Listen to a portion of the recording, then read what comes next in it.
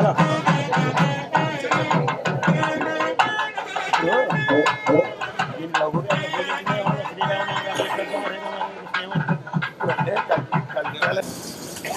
गुरु गुरुर्ब्रह्मा गुरुर्विष्णु गुरुर्देवो महेश्वरः गुरु साक्षात् परं ब्रह्म तस्मै श्री गुरुवे नमः।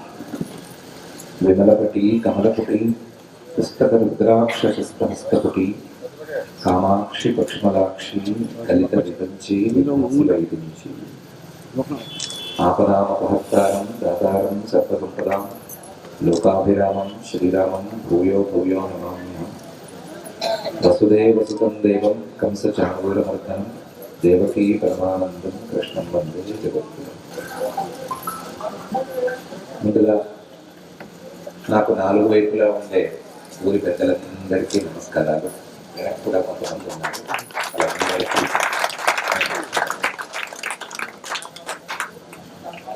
ఈ ఊళ్ళో ఈ మధ్య కాలంలోనే రాముల వారి గుడిని అలాగే వేణుగోపాల స్వామి వారి గుడిని చక్కగా జీర్ణోద్ధరణ చేసుకుని కొత్త విగ్రహాలను ప్రతిష్ఠ చేసుకుని అందరూ వచ్చి ప్రార్థనలు చేసుకునేటట్లుగా, పూజలు చేసుకునేటట్లుగా, భజనలు చేసుకునేటట్లుగా ఏర్పాట్లను ఇంకా చక్కగా చేశారు. ఈ కార్యక్రమంలో పాల్గొన్న అందరికీ కూడా నా ప్రత్యేకమైనటువంటి అభినందనలు. ఈ కార్యక్రమాన్ని ముందు ఉండి నడిపించినటువంటి శ్రీ కాకర్లమూడి వెంకటేశ్వర్లు గారు మరియు కుటుంబ సభ్యులందరికీ ప్రత్యేకించి నా అభినందనలు. సుమారుగా 6 నెలలుగా ఈ కార్యక్రమంలో ఉండి కార్యక్రమాలు ఏం చేయాలి అని జాగ్రత్తగా చూసి అందరూ గ్రామస్తులందరూ చేస్తున్నారు. చాలా సంతోషం. ఏదైనా ఒక ఊరు పెరుగుతూ ఉంటే ఆ ఊళ్ళో సౌకర్యాలు ఏమున్నాయి అని చూసుకుంటారు. ఈవెన్ గవర్నమెంట్ కూడా ఆ ఊళ్ళో పార్క్స్ అవి సరిగ్గా ఉన్నాయా లేదా, లేకపోతే జనాలు కాస్త రీక్రియేట్ అవ్వడానికి కావాల్సిన ఏర్పాట్లు ఉన్నాయా లేదా అని చూసుకుంటూ పెద్ద పెద్ద ఊళ్ళలో అయితే ఒక కాలనీ కట్టాలి అంటే ఖచ్చితంగా పార్క్కి స్పేస్ ఉండాలి, కమ్యూనిటీ హాల్స్ ఉండాలి అని రూల్స్ పెట్టాలి. వాళ్ళు అవ్వకపోవడం అనేది మన గొప్పతనం, కానీ రూల్ వరకు పక్కగా ఎందుకుంటాయి అంటే జనాభా ఎక్కువ చేరినప్పుడు ఒక చోట వాళ్ళ అవసరాలు రకరకాలుగా ఉంటాయి. ప్రతి అవసరం ఇంట్లోనే తీరాలి అనే నిబంధన ఉంటుంది. ఇంట్లో తీరదు కూడా. మనిషి అంటేనే కొంచెం సంఘజీవి కాబట్టి కాస్త సమాజంతో మనిషికి ఉండే సంపర్కాన్ని, సంబంధాన్ని ఉంచుకోవడానికి ఆ ప్లేసెస్ కావాలి అని అనుకుంటారు. కానీ మనిషి అంటే కేవలం సంఘజీవి మాత్రమే కాదు, మనసు ఉన్నవాడు కూడా కదా. మనసు ఉంది అంటే అల్లరి చేయకుండా మానదు కదా. ఒకటి మనసుకు శాంతి రావాలి అనుకుంటే, మనశ్శాంతి కలగాలి అనుకుంటే ఇంట్లో వస్తుంది. ఇంట్లో మాత్రమే కాకుండా మనశ్శాంతిని పొందవలసినటువంటి కొన్ని ప్రత్యేకమైన స్థలాలు కూడా తప్పనిసరిగా ఉన్నాయి. ఆ ప్రత్యేకమైనటువంటి స్థలాలను కూడా మనం చాలా జాగ్రత్తగా ఏర్పరచుకోవాలి, రక్షించుకోవాలి, పెంచుకోవాలి. వాటి ద్వారా సరైన లాభం పొందాలి అనేటువంటి బాధ్యత మనకు. ఆ స్థలాలే దేవాలయాలు. మనిషి ఇంట్లో దేవుడి గది ఉండొచ్చు, దేవుడు ఉండొచ్చు. ఆ దేవుడి గది దగ్గర తను కూర్చోవచ్చు, కాస్త ఏదో మంచి చెడు ఆ దేవుడితో చెప్పుకోవచ్చు. మనసులో కష్టమే ఉన్నా ఉంటే చెప్పుకోవచ్చు, మనశ్శాంతి కోసం కూర్చోవచ్చు, అన్ని చేయొచ్చు. కానీ దేవాలయం అనే చోటకి ప్రత్యేకించి వస్తే దేవుడు ప్రత్యేకించి అక్కడ కొలువై ఉన్నాడు అనే నమ్మకంతో వస్తే తను అనుకున్నటువంటి ఈ మనశ్శాంతి చాలా ఎక్కువగా పొందగలుగుతాడు. ఎక్కువగా, చాలా చాలా ఎక్కువగా పొందగలుగుతాడు. ఇలాంటి ఏర్పాట్లు పాతకాలంలో పాపం ప్రతి ఊరికి చేశారు. ఎవరికి కావాల్సిన ఏర్పాట్లు, ఎవరికి ఏ ఇష్టదేవం ఉందో చూసుకుని ఆ ఇష్టదైవానికి సంబంధించిన దేవాలయం కట్టడం, లేదా ప్రతి దేవాలయంలోనూ చిన్న చిన్న ఉపాలయాలు అయినా సరే ఆయా దేవాలయం కట్టడం, కట్టి అక్కడికి వెళ్ళి అందరూ పూజలు చేసుకునేటువంటి అవకాశం కల్పించడం అని చేశారు. కాకపోతే కాలక్రమేణా అవన్నీ కూడా కొద్ది కొద్దిగా కొంచెం వెనక్కి వెళుతున్నాయేమో అనే సందేహం అందరికీ వస్తుంది. బాధ అనేది చాలా మంది పడుతున్నారు. కానీ బాధపడటంతో ఆపకుండా దాన్ని మళ్ళీ రెనోవేట్ చేసుకుని అందరూ వెళ్ళి పూజ చేసుకునేటువంటి అవకాశాన్ని కల్పించాలనుకోవటం, మళ్ళీ మనమే వెళ్ళటానికి మానసికంగా ఒక రిక్రియేషన్కి మనమే అవకాశం కల్పించుకోవటం అనేది చాలా అందులోనూ రాముల వారు, వేణుగోపాల స్వామి, కృష్ణుడు, రామకృష్ణులు ఇద్దరి దేవాలయాలను ఏకకాలంలో మళ్ళీ పునరుద్ధరించుకోవడం చాలా సంతోషదాయకమైన విషయం. మనిషికి మనసు ఉంది కదా, ఏ ప్రాణికి లేని మనస్సు మనిషికే ఉంది కదా, మరి ఏ ప్రాణి పడనంత ఇబ్బంది మనిషి ఎందుకు పడుతున్నాడు? ఏ ప్రాణికి లేనంత శక్తి మనిషికి ఉంది కదా, ఏ ప్రాణికి లేనన్ని డెడికేషన్స్ మనిషికి ఉన్నాయి కదా, మరి మిగతా ప్రాణులు పడనంత ఇబ్బందులు మనిషే ఎందుకు పడుతున్నాడు అని ఆలోచిస్తే, మనిషికి తనకున్న బలాన్ని సమర్థవంతంగా వినియోగించుకోవడంలో శక్తి ఉన్నట్టుగా అనిపించట్లేదు. నిజమేమో అనిపిస్తుంది. తనకున్న శక్తి, మానసిక శక్తిని మనిషి సవ్యంగానే వినియోగించుకుంటున్నాడు అని చెప్పుకోలేదు.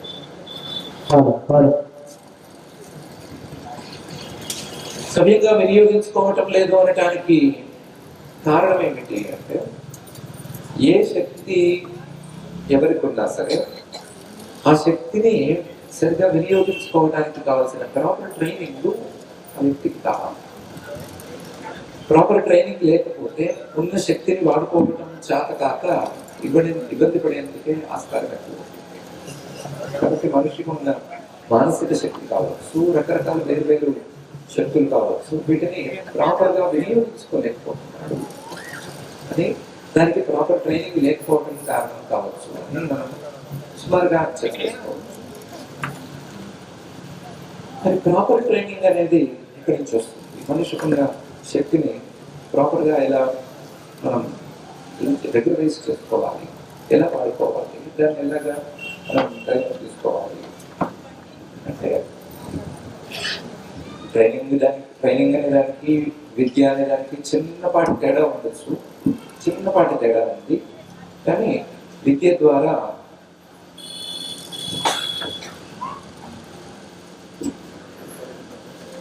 దీన్ని మనం అధిగమించవచ్చు. మనిషి కనుక సరియైన చదువుకోగలిగితే మనిషికున్న శక్తుల్ని సమర్థవంతంగా వినియోగించుకోవచ్చు. మనిషికి ఉండేటువంటి సామర్థ్యాన్ని సవ్యంగా వినియోగించుకోవచ్చు. మరి విద్య అనేది ఎక్కడి నుంచి వస్తుంది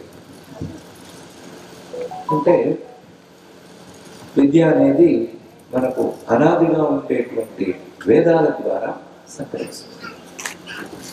వేదాల ద్వారా మాత్రమే విద్య మనకున్న శక్తుల్ని సమర్థవంతంగా వినియోగించుకోవడానికి పనిచేస్తుంది. వేదాల ద్వారా అందేటువంటి విద్య మాత్రమే మనలో ఉండేటువంటి శక్తులని రెగ్యులరైజ్ చేసుకుని మన ప్రవర్తనని మనం మార్చుకునేటువంటి శక్తిని సమకూరుస్తుంది. అలాంటి వేదాల ద్వారా వచ్చేటువంటి విద్యల్ని మనం క్రమక్రమంగా కొంచెంగా దూరం జరుపుకుంటూ వేరు విద్యలను ప్రధానంగా భావిస్తూ ఉంటున్నాం. కాబట్టి మన మానసికమైనటువంటి శక్తులు వినియోగంలోకి రావట్లేదు అని అనుకోవచ్చు. వేదాల ద్వారా వచ్చేటువంటి విద్య మానవుడి యొక్క శక్తుల్ని సమర్థవంతంగా వినియోగించుకోవడం నేర్పడం మాత్రమే కాకుండా మానవుడిని దేవతల స్థాయికి తీసుకెళ్తుంది, మానవుణ్ణి ఉన్నత స్థాయికి తీసుకెళ్తుంది అని చెప్పడానికి ప్రత్యేకించి భగవంతుడు ఆ వేదాలను ఉపదేశం చేసినటువంటి పరమాత్మ రకరకాల అవతారాలలో దిగి వచ్చి బోధన చేసి చూపించాడు. అందులో కొన్ని జంతువుల రూపంలో ఉండే అవతారాలు ఉన్నాయి, కొన్ని జంతువులు మనుషులు కలగలిసిన రూపాల్లో ఉండే అవతారాలు ఉన్నాయి. వేదాల ద్వారా అందినటువంటి విద్యను సక్రమంగా అందుకోగలిగితే మనిషి తన శక్తిని సవ్యంగా వాడుకొని ఉన్న స్థితి నుంచి పై స్థాయికి ఎదుగుతాడు అని దానికి ఆచరించి చూపించాడు. అలాంటి మనుషుల రూపంలో అవతారాలలో రెండు ముఖ్యమైన అవతారాలు మనకు తెలిసినటువంటి రామ కృష్ణ అవతారం. ఈ రెండు అవతారాలలోనూ మనకేమో ఆ రాక్షసుని సంహరించాడు, ఈ రాక్షసుని సంహరించాడు, అలా చేశాడు, ఇలా చేశాడు అని అనిపిస్తుంది. చేసిందల్లా వైదికమైనటువంటి విద్యా విధానంలో నడుచుకుంటే అందరూ సుఖపడతారు అని చూపించారు. వేరే పని పెట్టుకోలేదు. వైదికమైన విద్యా విధానం ఏం చెప్తోంది అంటే ఎన్నో రకాలుగా చెప్తోంది. చిన్న ముక్క తీసుకొని ఆ ముక్కని పరమాత్మ ఎలా చూపించాడు, రామకృష్ణ అవతారాలు ఎలా చూపించాడు అని అర్థం చేసుకోగలిగాడు. చూసుకుంటే వేదముచ్యాచార్యోంతే వాసిన మనుషాస్తి. వేదమంతా చదవటం అయిపోయింది. చివరిగా ఆచార్యుడు గురువు గారు అంతేవాసిన శిష్యుడిని ఇలా బోధిస్తున్నాడు, శిష్యుడికి బోధ చేస్తున్నాడు. ఏమని చేస్తున్నాడు అంటే అన్ని పలకరు, సత్యమే మాట్లాడు, నిజాన్నే మాట్లాడు, అబద్ధం చెప్పదు. నిజాన్నే మాట్లాడితే, నిజాన్ని మాత్రమే మనసులోంచి మాట్లాడగలిగితే అబద్ధం అనేది మనసుని ఇబ్బంది పెట్టదు. మనం మాట్లాడే అబద్ధం, మనం చెప్పే అబద్ధం మన నోట్లోంచి రావటం లేదు, మనసులోంచి వస్తుంది. అబద్ధం మనసును ఇబ్బంది పెడుతుంది, మానసికమైనటువంటి శక్తిని వినియోగించుకోలేకుండా చేస్తుంది. కాబట్టి సత్యం కదా, నిజాన్నే చెప్పు, అబద్ధాన్ని తలవద్దు చెప్పదు అని వేదం చెప్తోంది. ఆ సత్యం కదా అనే మాటని చేసి చూపించడానికి రామచంద్ర అవతారంలో రామచంద్రుడిగా పరమాత్మ మనకు దిగి వచ్చాడు. దిగి వచ్చి మొత్తం తన అవతారం మొత్తం మామూలు మన మనుషుల భాషలో మాట్లాడుకోవాలి అంటే జీవితం మొత్తం సత్యానికి అంకితమై అబద్ధాల మందికి నిజం చెప్పడం అంటే నిప్పులా మాట్లాడటం అనేటువంటి వేరే అభిప్రాయం కూడా ఉంది. నిజం అంటే నిప్పు లాంటిది, అది కాల్చి తీరుతుంది అని ఎవరైనా ఎదుటి వాళ్ళని కాల్చాలంటేనే నిజం చెప్పే అలవాటు కూడా ఉంది. కానీ నిజం అనేది ఎదుటి వాళ్ళని కాల్చేది కాదు, అలాంటి నిప్పు కాదు. మన మనసుల్లో ఉండే దోషాలను ఏమైనా అది కాలుస్తుందేమో, కానీ ఎదుటి వారిని మాత్రం కాల్చేందుకు ఈ నిజం అనేటువంటి నిప్పు పనికిరాదు అని రాముడే స్వయంగా చెప్పక్కర్లేదు. దాన్ని ఎలా చెప్పాలో జాగ్రత్తగా ఆలోచించాలి.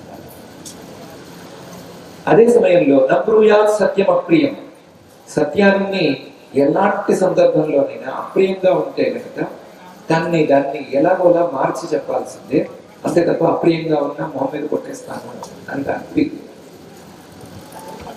దీన్ని ఆసరాగా చేసుకుని ప్రియమైన చాలా అనువుగా చెవికి ఇంపుగా ఉండేటువంటి అబద్ధాలు చెప్తాను అంటే అది కూడా పనికిరాదు. ప్రియంచ అనృతం దృత్య, ఎదుటి వాడికి ప్రియంగా ఉండి హితవుగా చెవులకి వినడానికి వీలుగా ఉండేటువంటి అబద్ధాలు అస్సలు చెప్పకూడదు. ప్రియంచ అనృతం దృత్య ఏష ధర్మ సనాతన, ఇది సనాతనమైన ధర్మం అని ఆయన చెప్పాడు. సత్యాన్ని ఎలా వాడాలి, సత్యాన్ని ఎలా నిలబెట్టాలి అని చెప్పడం మాత్రమే కాకుండా కూడా చూపించారు. రెండవ వాక్యం మనం చెప్పుకుంటున్నటువంటి వేదవాక్యాల్లో రెండవ వాక్యం ధర్మం చర అనేటువంటి వాక్యం. ధర్మం ఏ మనిషికైనా సరే ఆ మనిషి పుట్టుకతో అంటేటువంటి ధర్మం. ఏ మనిషినైనా సరే చివరి నిమిషం వరకు వెంటాడేటువంటి ధర్మం. చేస్తే చేసుకున్నట్లు, చేయకపోతే మాత్రం చేయలేదు అని వెంటనే రిజిస్టర్ అయిపోయేటువంటి ధర్మం.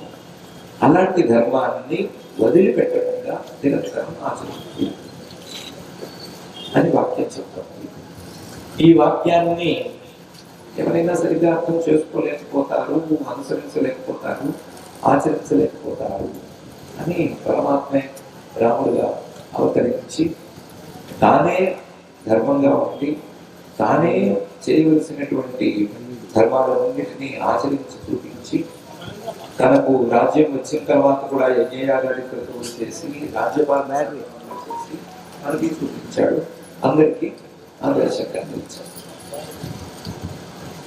ఈ సత్యము ధర్మము ఈ రెండు కూడా, ఈ సత్య ధర్మాలు రెండు కూడా మనకి అలా ఆకాశం నుంచి ఊడిపడి తెలియదు. ఏది సత్యం, ఏది సత్యం కాదు, ఏది ధర్మం కాదు అనే విషయం మనకేమి పైనుంచి అలా దిగబడి కళ్ళకి కనిపించదు. అది కనిపించాలి అంటే దానికి చదువు కావాలి. ఆ చదువుని ఎట్టి పరిస్థితుల్లోనూ వదిలిపెట్టకూడదు. చదువుని సవ్యంగా సాధించాలి అని పై మాట చెప్తోంది. స్వాధ్యాయ అనేటువంటి ఈ స్వాధ్యాయాత్మ ప్రమద అనే వాక్యం నీవు చదువుకోవలసినటువంటి చదువుని, నీవు అందుకోవలసినటువంటి విద్యని వదిలిపెట్టుకోవడానికి లేదు. అందులో ప్రమాదం అంటే తప్పుగా అర్థం చేసుకోవడం కానీ, సరిగ్గా అర్థం చేసుకోలేకపోవడం కానీ ఇలాంటివి చేయడానికి లేదు. స్వాధ్యాయాత్మ ప్రమద, నీవు చేసుకోవలసినటువంటి అధ్యయనం నువ్వు చేసుకుని తీరాలి అని చెప్తావు.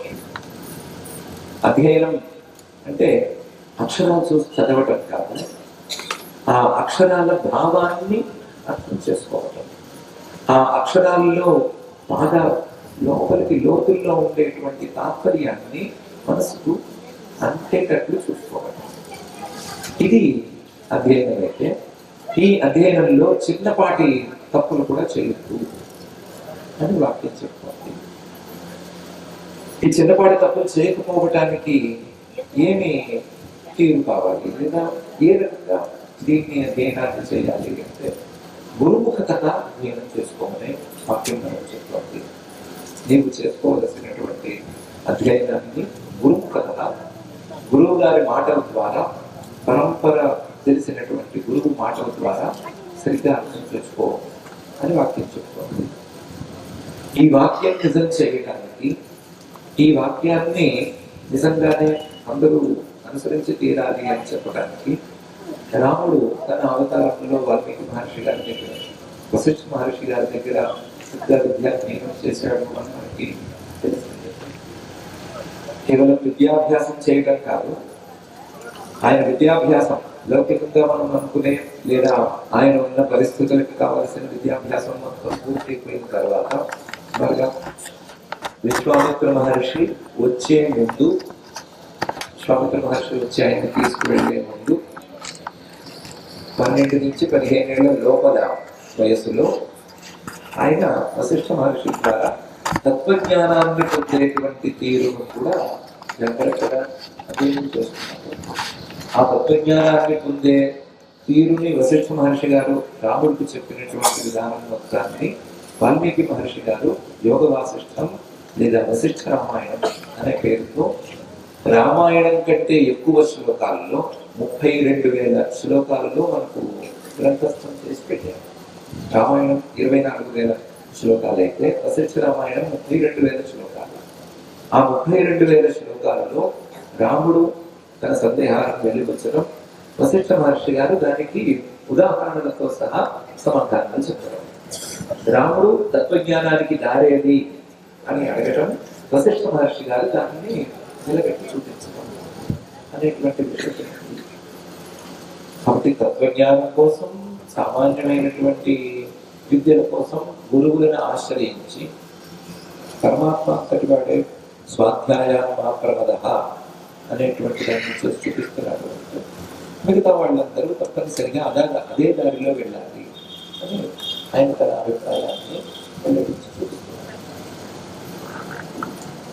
స్వాధ్యాయాన్ ప్రమద అనేది గురువు ద్వారానే అని ఎలా తెలుసుకోండి? అందులో చదువుకోండి. పుస్తకాలు తీస్తే ఎన్నైనా చదువుకోవచ్చు.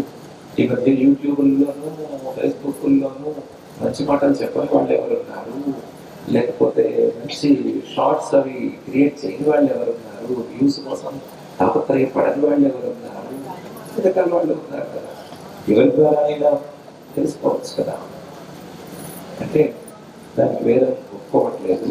ఈ వాక్యంలో కరెక్ట్పోయినా పై వాక్యంలో ఉంటుంది, ఆచార్యాయ ప్రియంధనమాహృత్య ప్రజాతంతుం మాపియవచ్చేత్సి. ఈ విద్య ఆచార్యుడి ద్వారా నేర్చుకోవాలి. ఈ విద్య ఆచార్యుడి ద్వారా అంటారు.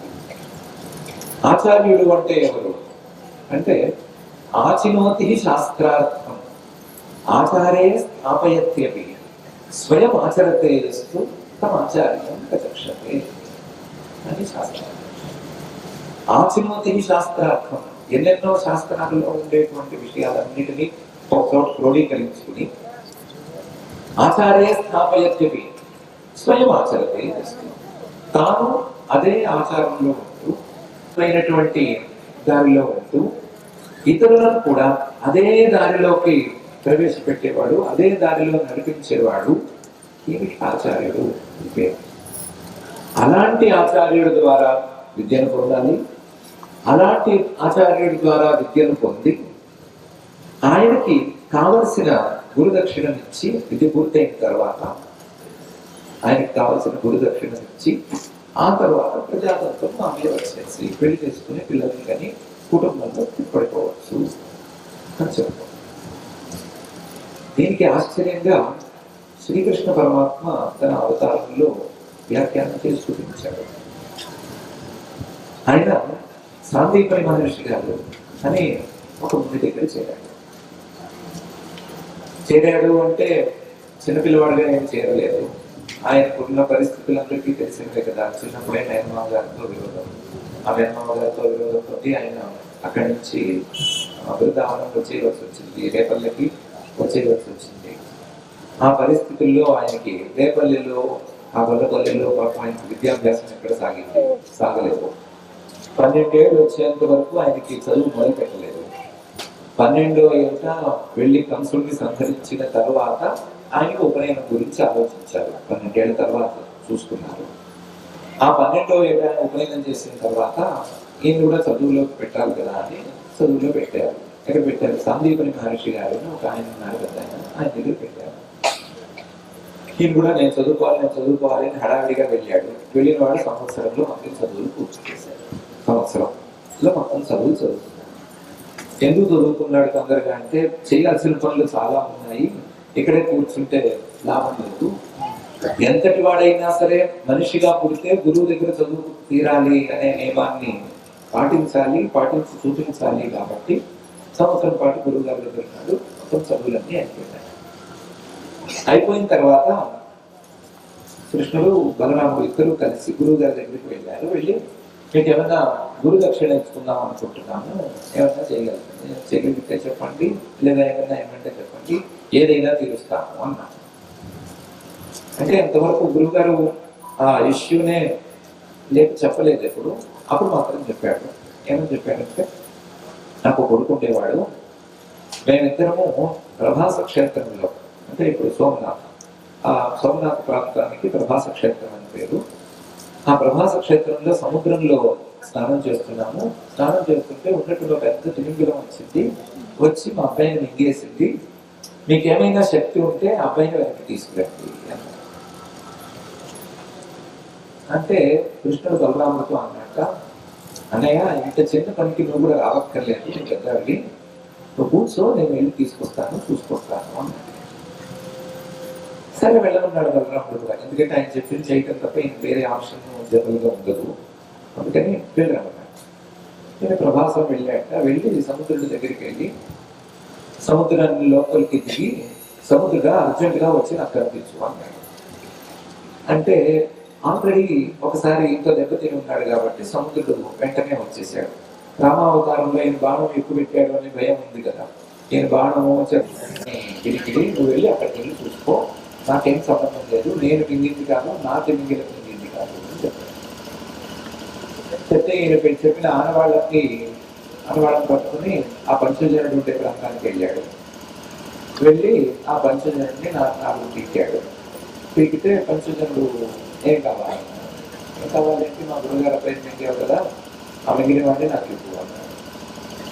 అంటే పంచజనుడు అన్నాడు, ఎప్పుడో మింగేశాను, మింగినవాడు అరిగిపోయాడు, అందులో తిమింగిలం అంటే నేను మాట్లాడి ఇందులో లోపలికి వెళ్తే మళ్ళీ బయటకు వస్తుందా, నాకేం తెలియదు, నేనేం చేయలేదు. దాంతో కోపం వచ్చి గట్టి కొట్టాడు. వాడికి అక్కడక్కడ పడిపోయాడు. ఆ పంచజనుడికి సంబంధించిన వాళ్ళందరూ కలిసి మా జోలికి రాకు, మా పంచజనుడి దగ్గర ఒక పెద్ద శంఖం ఉంటుంది, ఆ శంఖం మాత్రం నీకు ఇస్తాము, అది తీసుకెళ్ళాము. ఆ శంఖం ఆయనకి ఇచ్చారు, పెద్ద శంఖం. దాని పేరే పాంచజన్యం. పంచజనుడు అనే రాక్షసుడు ఉంటుంది కాబట్టి దానికి పాంచజన్యం ఉంటుంది. ఆ శంఖం మాత్రం నుంచి అయ్యా మీరు ఇద్దరితో తృప్తి పొంది వెళ్ళిపోండి, మమ్మల్ని ఏం చేయకండి అన్నారు. అది తీసుకుని బయలుదేరాడు. అయితే అసలు పని కాలేదు కదా, కానీ యముడి దగ్గరికి వెళ్ళాడు. డైరెక్ట్గా యముడి దగ్గరికి వెళ్ళాడు. యముడి దగ్గరికి వెళ్ళి సింపుల్గా ఒకే ఒక సెంటెన్స్, మా గురుగారు అబ్బాయి వెళ్ళి అని అడిగాడు.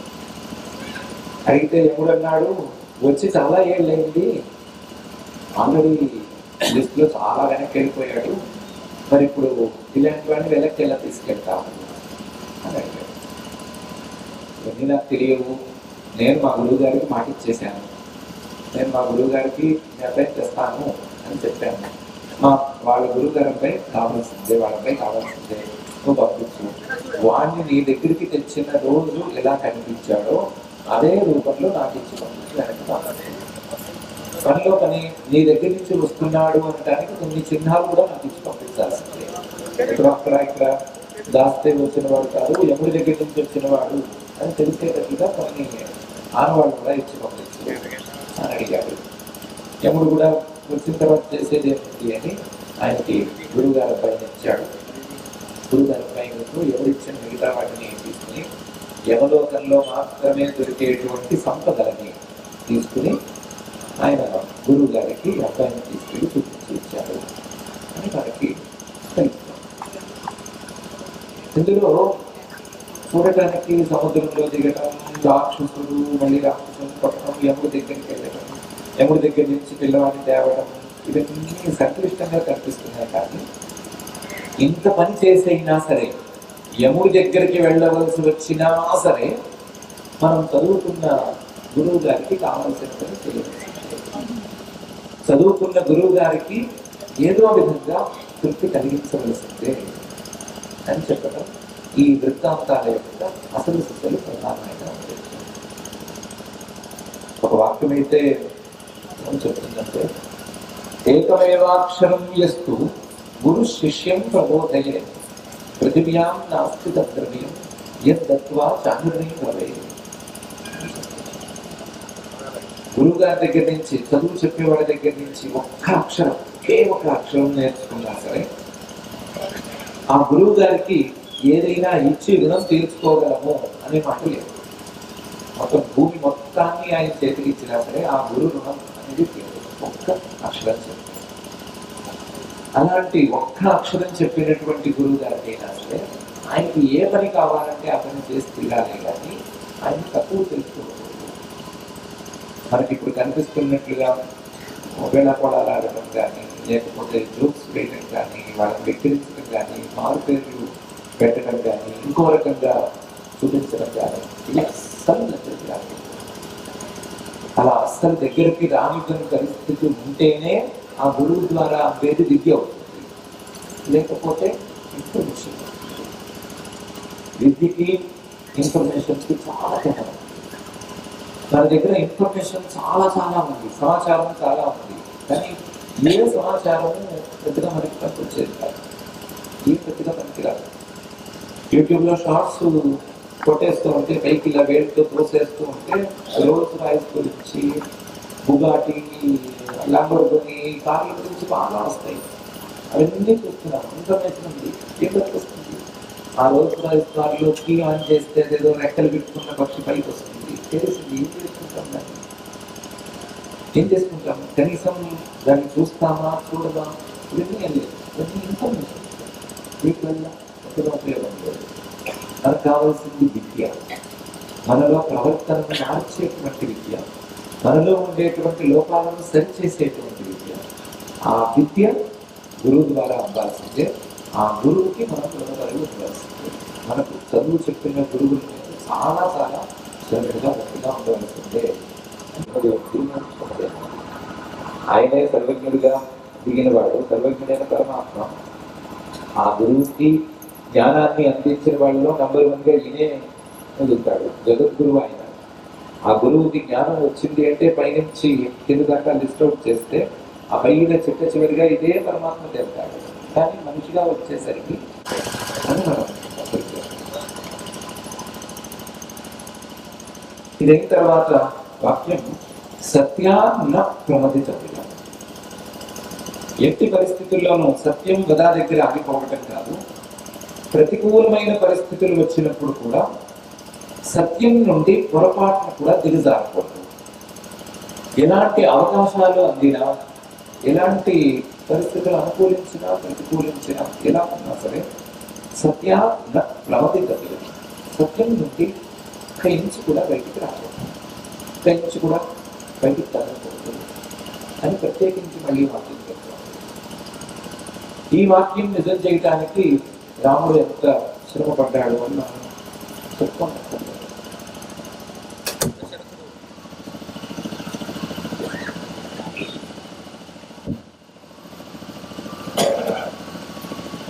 దశరథుడు కాలం చేశాడు.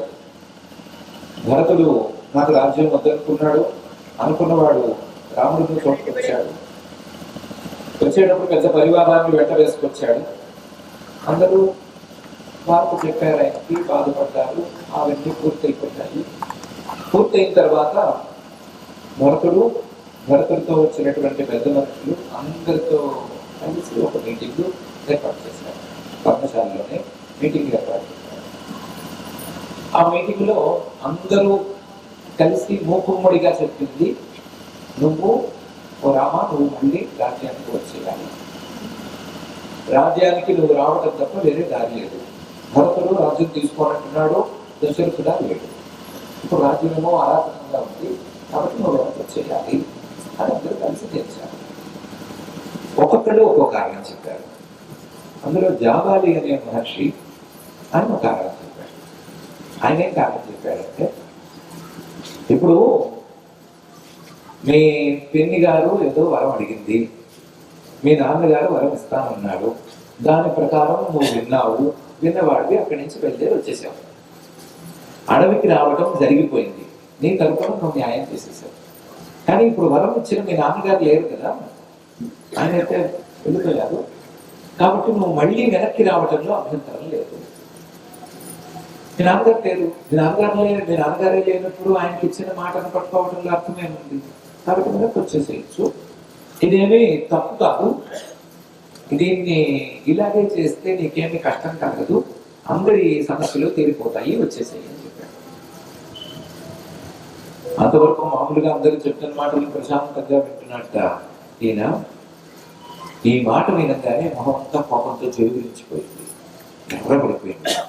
ఎర్రబడిపోయి నన్ను అబద్ధం చెప్పమని చెప్తావా? నేను అబద్ధం చెప్పడం కోసం ఉన్నానా?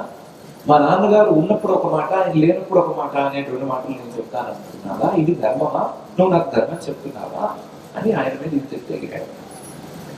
ఎగిరితే వశిష్ఠ మహర్షి కూల్ కూల్ కూల్ అని, ఆయన ఎవడో కాదు, జాబాలి మహర్షి.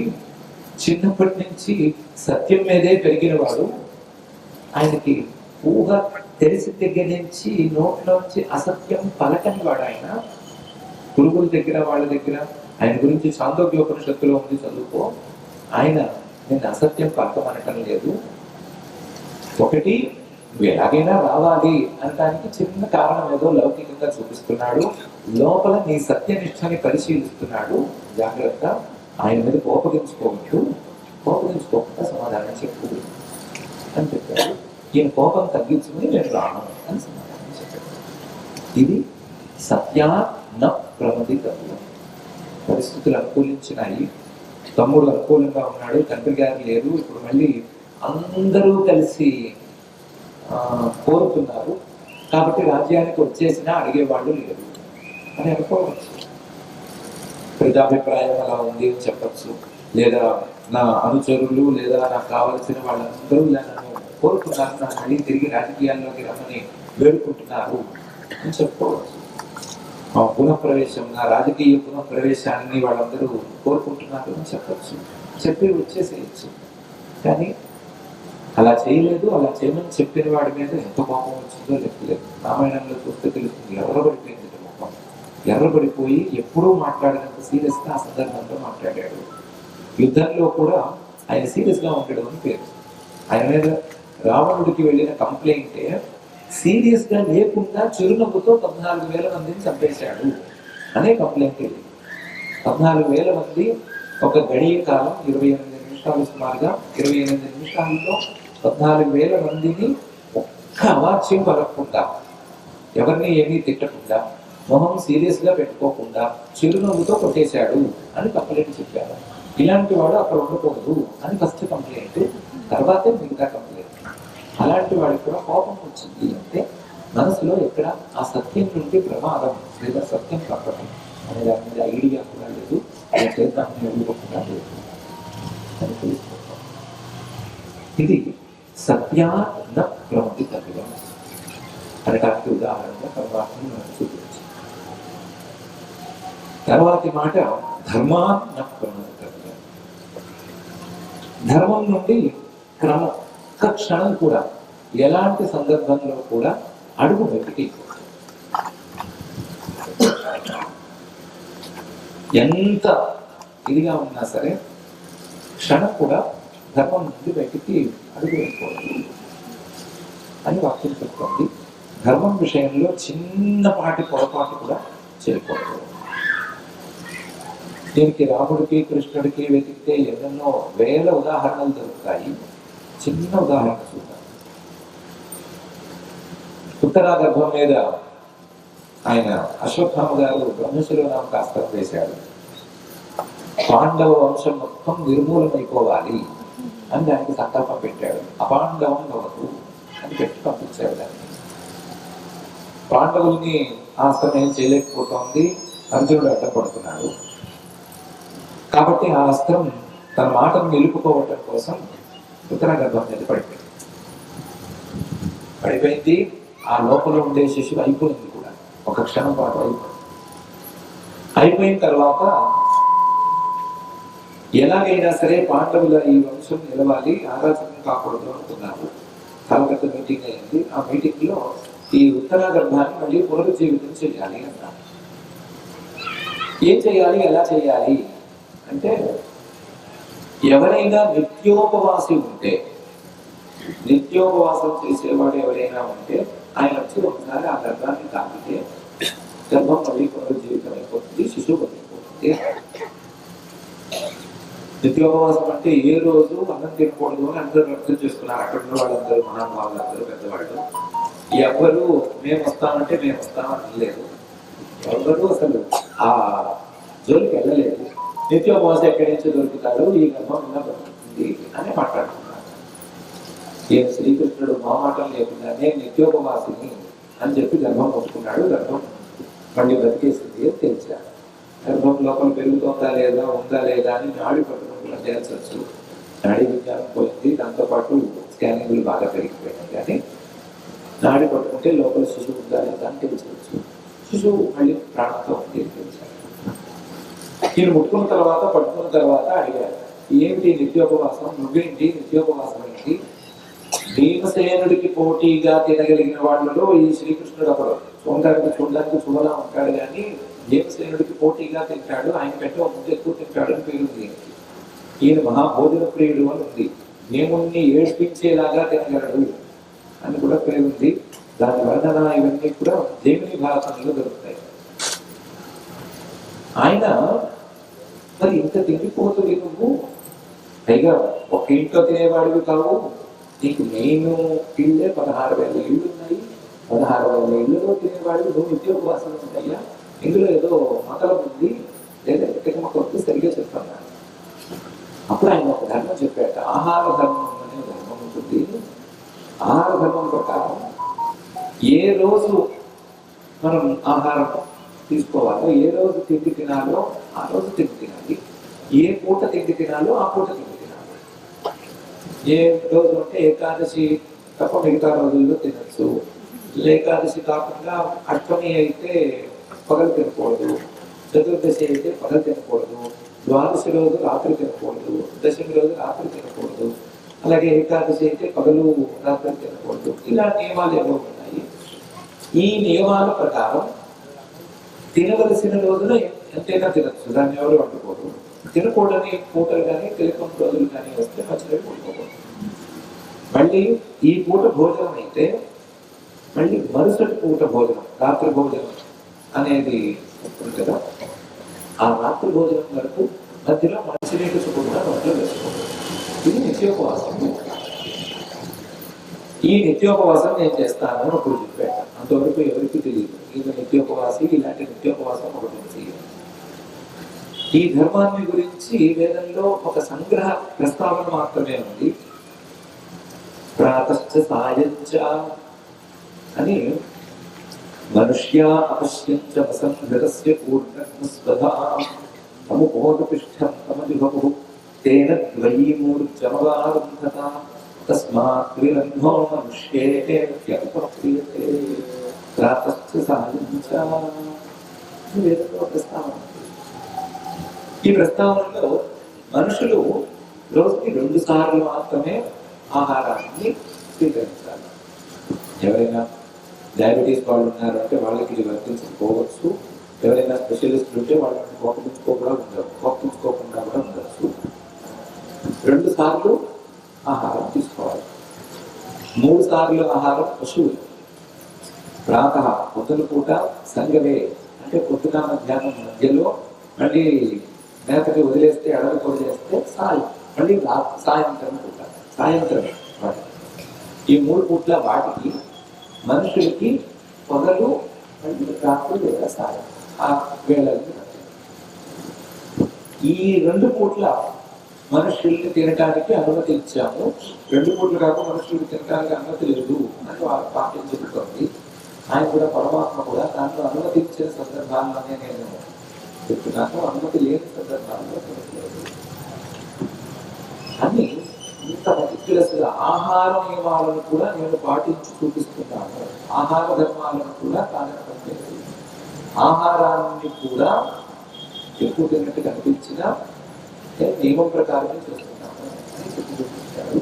ధర్మాన్ని ఎవరో పెట్టారు కదా అంటే, ఇప్పుడు అందరూ వేసలహాలు చెప్తున్నారు కదా, ఎవరో పెట్టారు కదా అని తెలియకండి, మీకు ఒంటికి పడుతుందా లేదా చూసుకుని తినండి. పార్టీల్లో బొప్పేల్లో వాటిలో వరుసగా పెడతారు, అన్ని నాలుగులో నాకాలని అనుకోవద్దు, అదంతా అయ్యే పని కాదు, ఏది కడుపుకు మంచిది కాదు, కడుపుకు మంచిది ఏదో పేరుగానే ఏదో తిని ఉడుకుని వచ్చేసేయండి అని అంటున్నారు కదా. దాని ప్రకారమే నడుచుకున్నాను అని చెప్తున్నారు. కర్మ. దీని తర్వాత వాక్యం కుశల న ప్రవదితవ్యం. కుశలం అంటే ఎవరికైనా ఏదైనా ఉపకారం చేయవలసి వస్తే ఆ ఉపకారం చేసే సందర్భాన్ని దాటవేయకూడదు. ఎవరికైనా తోటి మనిషికి కానీ ఎవరికైనా సహాయం చేయాల్సిన పరిస్థితి వస్తే, సహాయం చేయగలిగిన పరిస్థితుల్లో ఉంటే దాన్ని దాటవేయకూడదు, దాటవేయకుండా చెయ్యాలి అని చెప్తుంది వేదం. కుశల న ప్రవదితవ్యం. మనతో పాటు మన తోటి మనుషులందరూ కూడా హాయిగా క్షేమంగా ఉండటానికి ఏం చేయాలో అది అందరూ చేయాలి. దీన్ని రాముడు చక్కగా పాటించి చూపించాడు. ఆయన అడవికి వెళ్ళాడు కదా, వెళ్ళినప్పుడు ఆ మహర్షి గారు ఈ మహర్షి గారు తగిలారు. తగిలిన ప్రతి మహర్షి ఒకటే మాట చెప్తున్నాడు, ఇదేమో దండకారణ్యం అయింది, ఇది జనస్థానం. జనస్థానం అంటే రావణాసురుడికి మన ఇండియాలో మన భారతదేశంలో ఉండేటువంటి ఒక వార్ బేస్. ఇక్కడ ఆ విరాధుల్ని వాళ్ళని పెట్టి కొంతమంది సైన్యాన్ని మెయింటైన్ చేస్తున్నాడు. ఒక మిలిటరీ బేస్ కింద దీన్ని మెయింటైన్ చేస్తున్నాడు. ఆ మిలిటరీ బేస్ లో ఉండాల్సిన వాళ్ళు అక్కడే ఉండట్లేదు, చుట్టుపక్కల మా మీద కూడా పడి మమ్మల్ని కూడా ఏడిపిస్తున్నారు.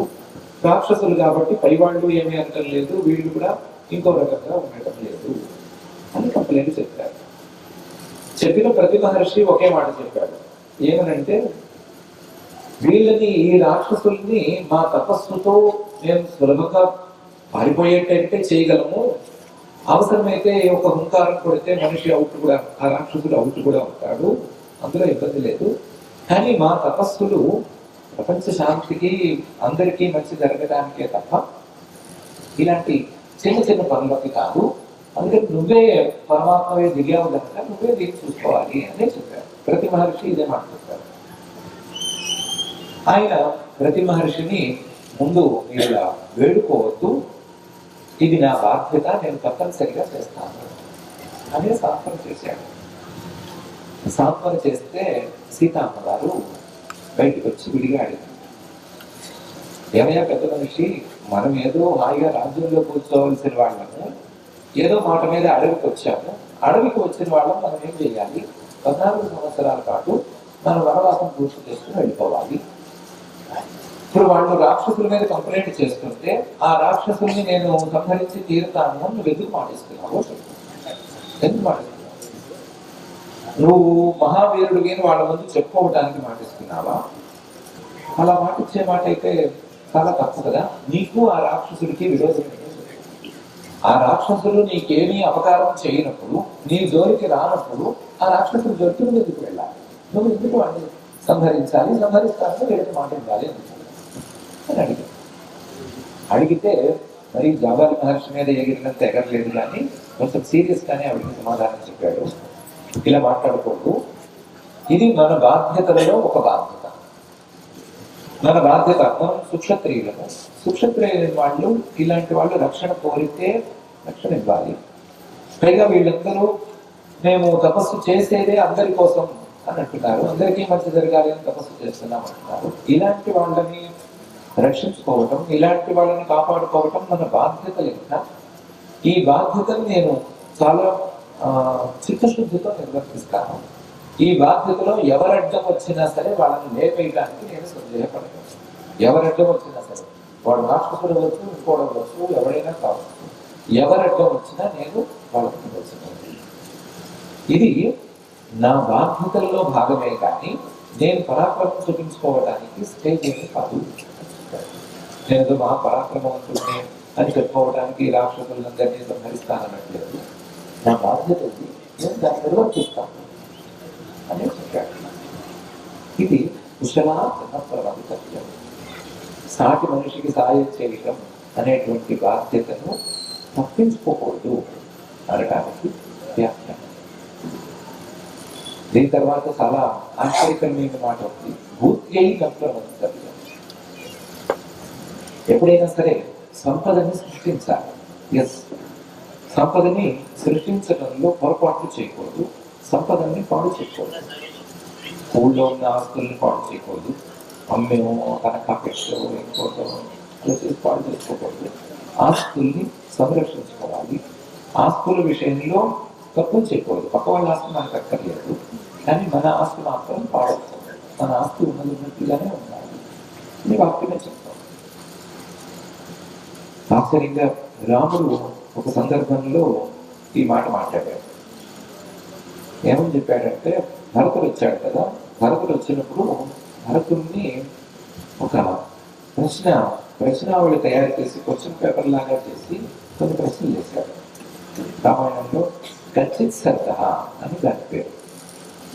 రాజు అనేవాడు ఎలా ఉండాలి, నువ్వు అలా ఉంటున్నావా ఉండట్లేదా అని అడిగాడు. నువ్వు ఇలా చేస్తున్నావా అలా చేస్తున్నావా, ఖచ్చితంగా వస్తూ ఉంటుంది. అందుకే దాన్ని కచ్చిత్ సర్గ అని పేరు. ఆ కచ్చిత్ సర్గంలో ఆయన అడుగుతున్నాడు, ఆడిస్తే విపుల కచ్చిత్ ఖర్చిదల్పతరో వ్యయ. నువ్వు రాజ్యం చేస్తున్నావు కదా, రాజ్యం చేసేటప్పుడు నీకు వచ్చే ఆదాయం విపులం అంటే చాలా ఎక్కువగా ఉండేటట్లు, మళ్ళీ వ్యయం నీ ఖర్చు అల్పతర చాలా తక్కువగా ఉండేటట్లు చూసుకుంటున్నావా చూసుకుంటున్నావా. ఆగిస్తే విపుల ఖచ్చిత, నీ ఆదాయం విపులంగా ఉందా లేదా. ఖచ్చిత అల్పతరో వ్యయ, నీ ఖర్చు అతి తక్కువగా ఉందా లేదా. ఈ విషయంలో నువ్వు జాగ్రత్త పడుతున్నావా లేదా అడిగారు. ఆగిస్తే విపుల ఖచ్చిత అంటే రాజు అనేవాడు పాలకుడు తప్పుడు మార్గాల్లో సంపాదించడానికి వీల్లేదు. న్యాయబద్ధంగా వాళ్ళ టాక్సేషన్ విధానము ధర్మశాస్త్రం ఎంతవరకు అనుమతిస్తుందో అంతవరకే చేసే ప్రకారం ఉండాలి. వ్యయం వాళ్ళు తప్పనిసరిగా చేయాలి, ఖర్చు చేయకుండా వీల్లేదు. కానీ ఖర్చు పెట్టేటప్పుడు జాగ్రత్తగా పెడుతున్నావా లేదా, ఆదాయ వనరుల మీద సరిగ్గా దృష్టి పెట్టావా లేదా అని తమ్ముడిని అడుగుతున్నాడు. ఆయన తమ్ముడిని అడుగుతున్నాడు అంటే తన రాజ్యంలో అవన్నీ పాటించలేదు అని అనుకోవడానికి వీల్లేదు కదా. మరి ఆయన చేసిన పనులకి వాటికి ఆదాయం ఉండాలి, ఖర్చు తగ్గాలి, ఇవన్నీ చాలా జాగ్రత్తగా చూడాలి. అసలు అడ్మినిస్ట్రేషన్ అనే పద్ధతిని మార్చేశాడు ఆయన. మార్చేసి రాజవంశాం శతగుణాలు స్థాపించేది రాగల అనే తీరులో ఎక్కడికక్కడ డీసెంట్రలైజ్ చేసేసి ప్రతి సంపదని జాగ్రత్తగా కాపాడాడు ఆయన. కాబట్టి ఈ భూత్యై నప్రమదితవ్యం అనడానికి ఉదాహరణగా ఆయన తీసుకున్నారు. ఇంకా వాక్యాలు స్వాధ్యాయ ప్రవచనాభ్యాం నప్రమదితవ్యం, దేవపిత కార్యాభ్యాం నప్రమదితవ్యం లాంటి వాక్యాలు చాలానే ఉన్నాయి. ఇవన్నీ కూడా మనిషిని ఎలా తన శక్తిని వాడుకోవాలో చూపిస్తున్నారు. మనిషి ఎలా నడుచుకుంటే అతని శక్తి సమర్థవంతంగా వినియోగించబడుతుందో అలాంటి తీరును చూపిస్తున్నారు. ఆ తీరుని ఒక్కొక్క అంశాన్ని కూడా ఇటు రామావతారంలోనూ అటు కృష్ణావతారంలోనూ పరమాత్మే దిగి వచ్చి చూపించారు. అలాంటి పరమాత్మ యొక్క అడుగు జాడల్లో మనం నడుచుకుంటే, ఆయన చూపించినటువంటి దారిలో మనం అడుగులు వేసుకుంటూ ఉంటే, ఆయన చూపించినటువంటి వేద మార్గంలో మనం కనుక అడుగులు వేస్తే నడుచుకుంటే ఆ మార్గంలో మన శక్తులు సరిగ్గా మన వినియోగానికి అందుబాటులోకి వస్తాయి. లేకపోతే మన మానసిక శక్తి, మనకున్న మిగతా శక్తులు, ఎన్నెన్నో శక్తులు ఉన్నాయి మనకి. శక్తులు అంటే భూమి పట్టం అక్కర్లేదు, అదే శక్తి కాదు. మనకుండే ఎంతో సంకల్ప శక్తి, మనకుండే సంకల్ప సిద్ధి శక్తి. ఏమి సంకల్పించినా సరే దాన్ని నిలబెట్టుకోగలగడం, దాన్ని సాధించుకోగలగడం. ఒక మంచి సంకల్పం చేస్తే దాన్ని సాధించుకునేంత వరకు ఆగకపోవడం లాంటి ఎన్నో శక్తులు మనకున్నాయి. అలాంటి శక్తులన్నింటినీ కూడా సక్రమంగా వినియోగించుకునేటువంటి అరుదైన అవకాశం మనకు లభిస్తుంది. మనకు అలా అందించాలి అంటే మనం అలా వేద మార్గంలో నడుచుకుని మన శక్తుల్ని చక్కగా వాడుకోవాలి అంటే మనం ఆ పరమాత్మ చూపించినటువంటి ఉదాహరణలను అందుకోవాలి. అందుకోవడంతో పాటుగా ఆ ఉదాహరణలను అందించినటువంటి ఆ పరమాత్మని ఉపాసన చేసుకోవాలి. ఉదాహరణలు అందించినటువంటి ఆ పరమాత్మ రూపాలను మనం జాగ్రత్తగా ఉపాసించుకోవాలి. ఉపాసించుకోవడం అంటే ఆసనం, దగ్గరకి వెళ్ళటం, దగ్గరగా కూర్చోవటం, ఆయన ఏ రకంగా నడుచుకున్నాడు అనే దాన్ని దగ్గరగా చూడటం, మనసుతో చూడటం అనేటువంటి పనులు చేయాలి. అలాంటి పనులు చేయాలి అంటే మన రాముల వారి కొలువై ఉండేటువంటి భజన మందిరము, అలాగే వేణుగోపాల స్వామి గుడి, అలాగే అనురాధ నక్షత్రానికి విశేషంగా ఉండేటువంటి శివాలయం లాంటివి మనకు ఎన్నో కావాలి. వీటిని మనం సంరక్షించుకోవాలి. సంరక్షించుకోవడంతో పాటుగా వాటిని వాడుకోవాలి. నిత్యం వాటికి వెళ్ళి ఆ తత్వం లేదా పరమాత్మ యొక్క ఆ అవతారం మనకు బోధిస్తున్నటువంటి బోధనలను కొత్తగా మనం అందుకోవాలి, అర్థం చేసుకోవాలి. అర్థం చేసుకుని మన మనసు యొక్క శక్తిని సమర్థంగా పడుకోవాలి. మన మనస్సు యొక్క శక్తి మనల్ని ఇబ్బంది పెట్టినటువంటి పరిస్థితికి మనం చేరుకోవాలి అని ఈ సందర్భంగా మనం ఒక నిర్ణయం తీసుకుందాం. ఈ కార్యక్రమంలో పాల్గొన్న వాళ్ళు, పాల్గొనని వాళ్ళు, పాల్గొబోయే వాళ్ళు అందరూ కూడా క్షేమంగా ఉండాలి అని అందరికీ ఆ రామచంద్రుల వారి అనుగ్రహము, అలాగే శ్రీ వేణుగోపాల స్వామి వారి అనుగ్రహము, ఆ పరమేశ్వరుడి యొక్క అనుగ్రహము అందాలి అని మనం అందరం కలిసికట్టుగా ప్రార్థన చేసుకుంటాము. ఈ వ్యవస్థలని మన మనసుకి శాంతిని అందించే, మన మనసుకి కొత్త శక్తిని అందించేటువంటి వ్యవస్థలని ఇంతకు మించి పై స్థాయిలోనే తప్ప ఇంతకు మించి కొంచెం కూడా వెనక్కి ఇది తీసుకురాకూడదు అని ఈ సందర్భంగా మనం ఒక దృఢ సంకల్పాన్ని అయితే చేసుకుందాము.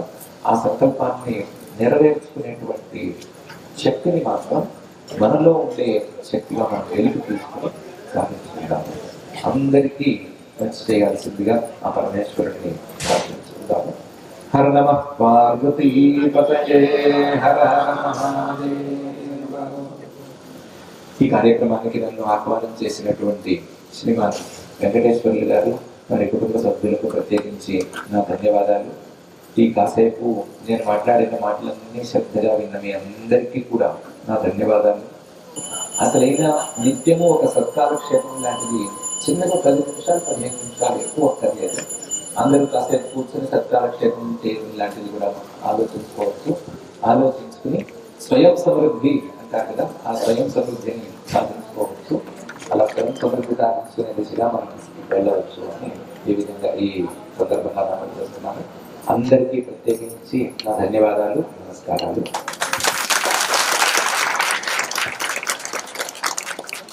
అలాగే గురుదేవులు మరి నిజంగా ఇవాళ మన అదృష్టం కొద్దీ మన గ్రామం చేస్తున్న పుణ్యం కొద్దీ వారు మళ్ళీ మన దగ్గర ఇక్కడికి వచ్చి మరి చక్కని సందేశం, మరి వారి ఉపన్యాస పటిమను మనం చూసాం. అంటే ఎలా ఉంటుందంటే మహాత్ములు మరి వారు అందరూ అన్నారు, పద్యాలు శ్లోకాలు అందంగా చదవలేదు, అందంగా చదవక్కర్లేదు. మరి ఆ మాటల్లో స్వారస్యం తెలుసుకుంటే మరి అందంగా చదవడం కంటే చాలా ఎక్కువ. అందుచేత ఆ విధమైనటువంటి ప్రవచనాన్ని మాకు అందించేందుకు మా గ్రామం తరఫున, మా వెంకటేశ్వర గారి కుటుంబం తరఫున, ఇంకా ఆలయ కమిటీ సభ్యుల తరఫున, అందరి తరఫున కూడా నేను ఒక్కడిని మిమ్మల్ని మీకు ధన్యవాదాలు తెలుపుకుంటున్నాను. నమో నమః. మరొకసారి అందరికీ నమస్కారం. ఈ వీడియో మీకు నచ్చినట్టయితే, ఇలాంటి మరిన్ని వీడియోలు చూడాలనుకుంటే మన ఛానల్ని లైక్ చేయండి, సబ్స్క్రైబ్ చేయండి. ధన్యవాదాలు.